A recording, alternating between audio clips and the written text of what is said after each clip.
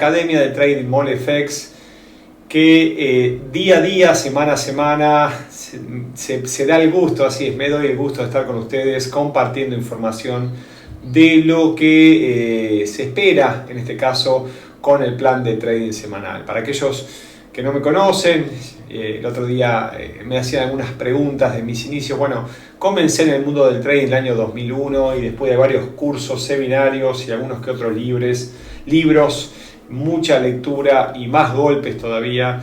En el año 2003 hice la apertura de mi primera cuenta real, y desde allí me mantengo cerca del mercado y atento lógicamente a los movimientos, no solamente de las monedas, con ellas me inicié el mercado Forex, sino también con los commodities y también lógicamente con la cantidad de productos que se presentan directamente con los contratos por diferencia o los CFD.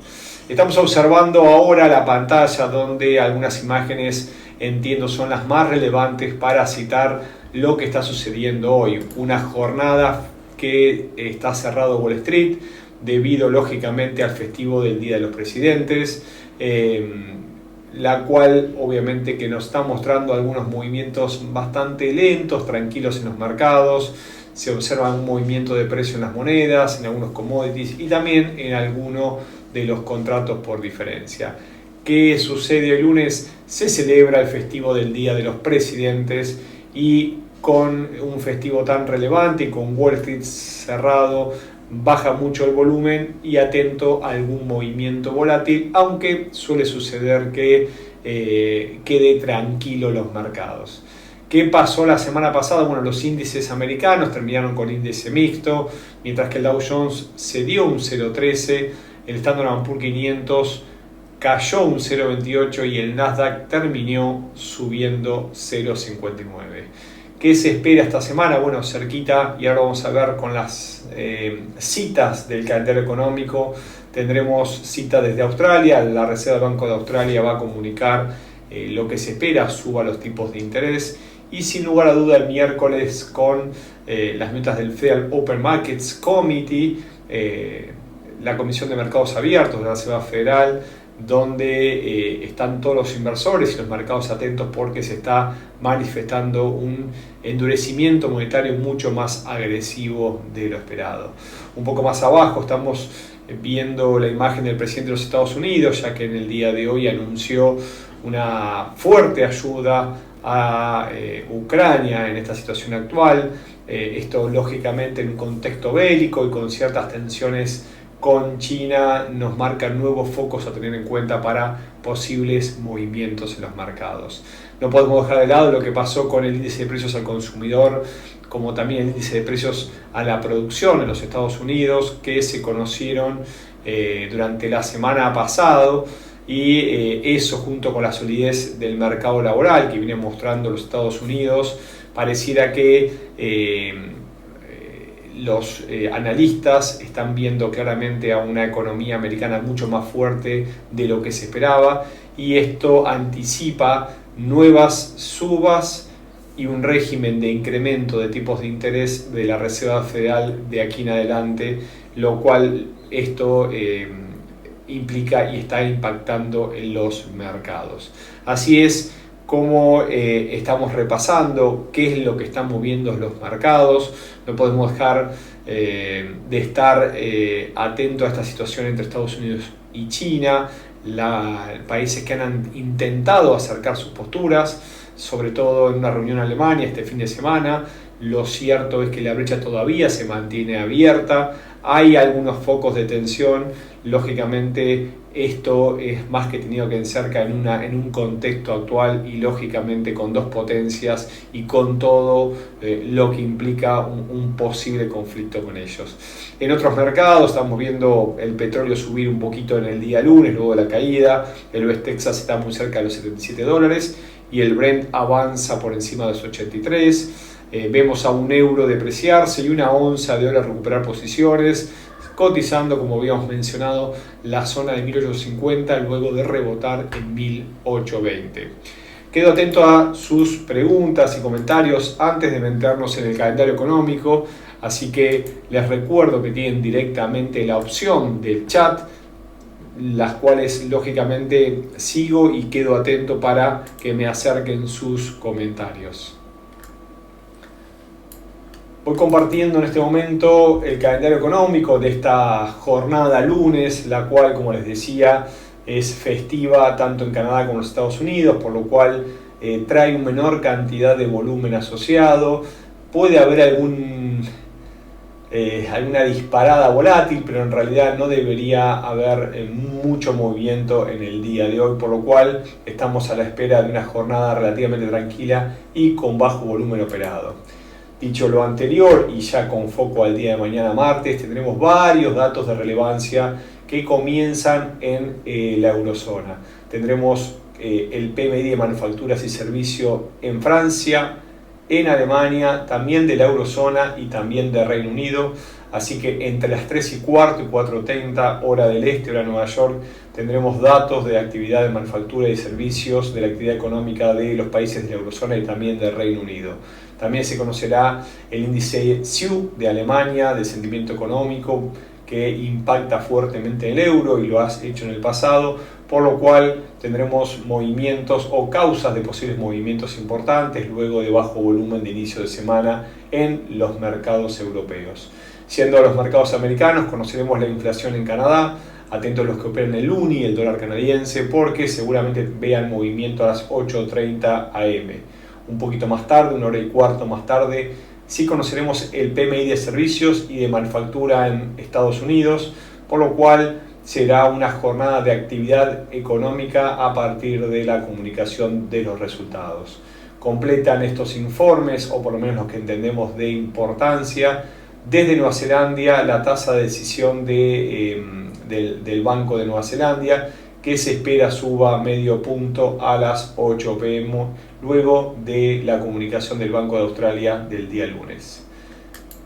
¿Qué nos espera el día miércoles? Bueno, lo mencionábamos en el inicio, las minutas de la reunión última de la Reserva Federal, donde lógicamente hoy por hoy es quizás la principal causa de los movimientos del mercado, esa decisión de endurecer la política monetaria americana y lógicamente nuevos incrementos en los tipos de interés.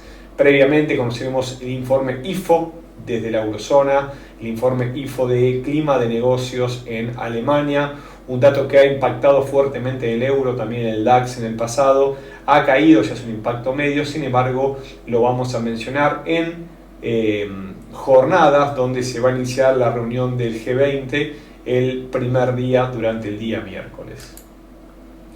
Vamos al jueves, donde sin grandes datos de relevancia nos vamos a concentrar en la segunda jornada del G20, de la reunión del G20, y el PBI desde los Estados Unidos, el PIB preliminar en forma cuatrimestral, que se conocerá 8:30, junto con las peticiones de subsidio por desempleo que se mantienen en niveles prepandemia, por lo cual semana a semana confirman lógicamente esta decisión de Powell y su equipo de seguir con el endurecimiento de política monetaria. Nos metemos a la última jornada de la semana, ya cerrando el calendario, y la importante, los datos de importancia, ¿sí? Los tendremos desde el Banco de Japón, ¿sí? En horario tentativo, como suele ser, ¿sí? No nos informa horario, por lo cual atentos a aquellos que operan el yen, porque si se filtra alguna noticia puede tener altísima volatilidad y algún movimiento imprevisto con amplitud de spread. A la mañana americana lo que tendremos es el Core PCE Price Index, un índice que es muy seguido de cerca por la Reserva Federal respecto a sus decisiones de política monetaria. Se espera una suba de 0,3 a 0,4, vamos a ver cuál es el dato publicado previo a los informes de venta de viviendas nuevas en los Estados Unidos y el sentimiento del consumidor de la Universidad de Michigan. Vuelvo a la presentación, quedo atento a sus dudas, comentarios, y luego de ver el calendario económico los invito a que me acompañen directamente a la plataforma de XM y visualizar no solamente la apertura de este día lunes, sino también estar atento a lo que puede llegar a suceder con los próximos movimientos del mercado. ¿Qué veníamos observando la semana pasada? Bueno, esto que estábamos viendo aquí, nos metemos con el dólar yen, el primero de los mayors, como así denominamos a los índices, a los pares de moneda principales. Nos referimos a los 4 que cotizan frente al dólar, al yen, a la libra esterlina, al euro y al franco suizo, que ha bajado muchísimo el impacto de volumen operado. Hemos visto el quiebre de la directriz bajista, estamos en una zona de lateralización y la posible formación de un patrón de cabeza y hombros múltiples, por lo cual desde el nivel actual, antes de ver un movimiento alcista mayor en este par y posible cambio de tendencia, necesitamos no solamente la imposibilidad del quiebre de 134, 50, 60, sino que antes de que se forme este patrón, ¿sí?, que en este momento está en desarrollo, deberíamos ver una nueva corrección para luego un nuevo impulso. Esto implicaría, sí, que desde los niveles actuales, cerca de 134.14, deberíamos ver un retroceso para caer aproximadamente cerca de 132, 132.60 y desde allí iniciar un movimiento. ¿Qué patrón nos regala el posible movimiento a la baja? Bueno, fíjense que en estos momentos estamos viendo un doble impulso, un impulso mayor y un primer impulso, nos está faltando otro.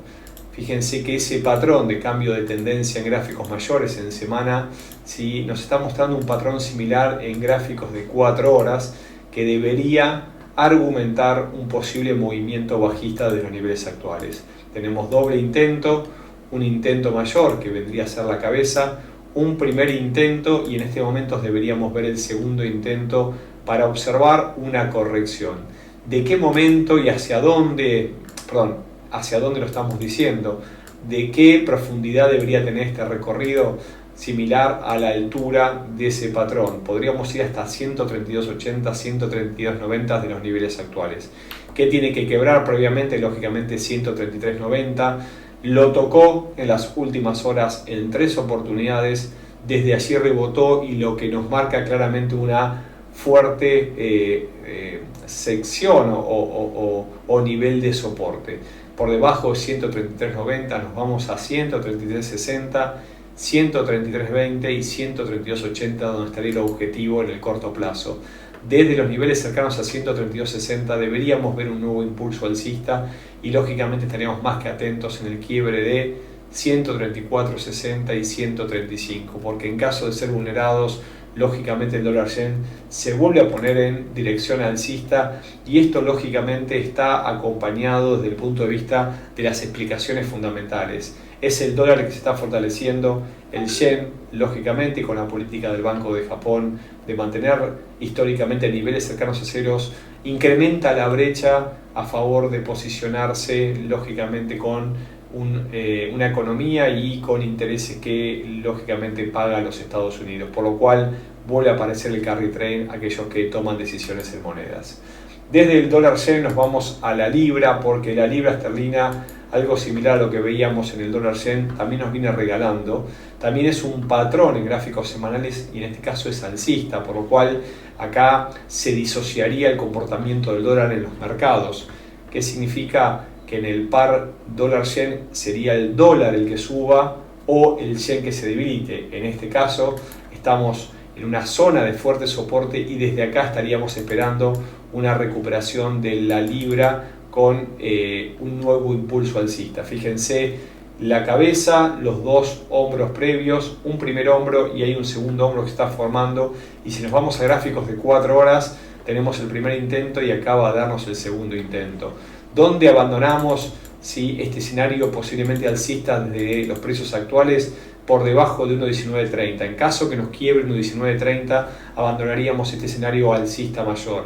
Si mantiene los intentos fallidos sin poder quebrar la zona que se extiende desde 1.20 a 1.1930, entendemos que vamos a una recuperación de la libra para las próximas jornadas. Por lo tanto, estén atentos desde los niveles actuales en 1.2033, 1.21, 1.2180 y un poquito más arriba 1.2190. Más allá que son niveles todavía que restan una gran cantidad de pips, lo cierto es que la libra, cuando se pone en dirección, lógicamente los movimientos se vuelven muy fuertes y lo puede hacer en pocos días. ¿Qué está pasando con el euro? Bueno, el euro de alguna manera está empezando a encontrar un movimiento de ida y vuelta muy cerca de la unidad. Fíjense que en el tiempo pasado, reciente, hemos visto una recuperación del euro, una nueva caída a partir, lógicamente, de la fortaleza del dólar, pero también el Banco Central Europeo, quien comanda Christine Lagarde, nos viene regalando incrementos de subas de interés y viene impactando, lógicamente, los buenos datos desde la eurozona, que empiezan a dejar un poco los fantasmas de una fuerte recesión.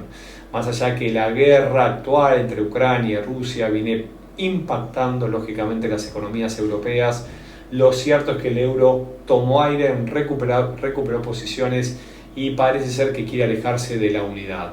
En este caso, y más allá de que nos haya quebrado una suerte de cuña y nos haya regalado el objetivo, en gráficos menores estamos observando una lateralización, un detenimiento del último impulso bajista, por lo cual empezamos a encontrar señales para nuevas subas. 1.0660, entre 60 estamos siempre más o menos 15 pips, los marcados no son exactos, entre 1.0650, 1.0690 hay una muy fuerte zona de congestión que en este momento está respetando y está deteniendo la caída.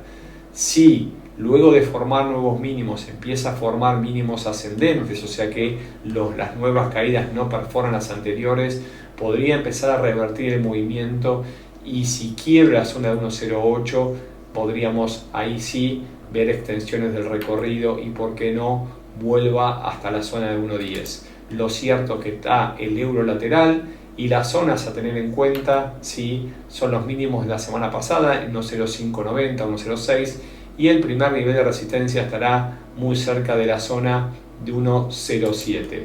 Atentos a los movimientos, no solamente en la apertura asiática, sino un poco más tarde hablamos directamente en la sesión europea. Me consultan lógicamente, y no puedo dejar de lado lo que está pasando con el oro. El oro lo venimos mencionando, lo venimos viendo desde gráficos mayores. La tendencia es lateral dentro de un impulso alcista y entre 1937 y 1600 está yendo y viniendo con una suerte de canal bajista.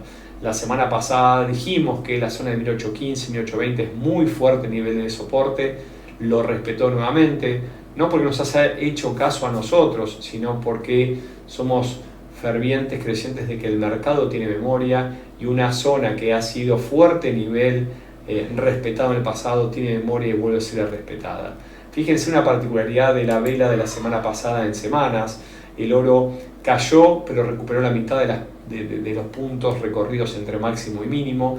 Ese rechazo, más allá que nos pueda regalar un segundo impulso, empieza a hablar de que se comienza a debilitar el movimiento bajista y empieza a recuperar posiciones. Si lo medimos desde el último recorrido alcista, fíjense que está por encima de los 38.2 según Fibonacci, un ratio muy importante, entre 38.2 y el 50%, que estamos hablando entre 1.800 y 1.815 dólares, hay una fuerte zona de soporte, podría regalarnos algún intento más y nosotros con el paso del tiempo y con intentos fallidos de no caer, nos ponemos a favor de un oro alcista. Lógicamente las zonas serán 1860, 1888, 1905 y 1935-40, zona de inflexión antes de observar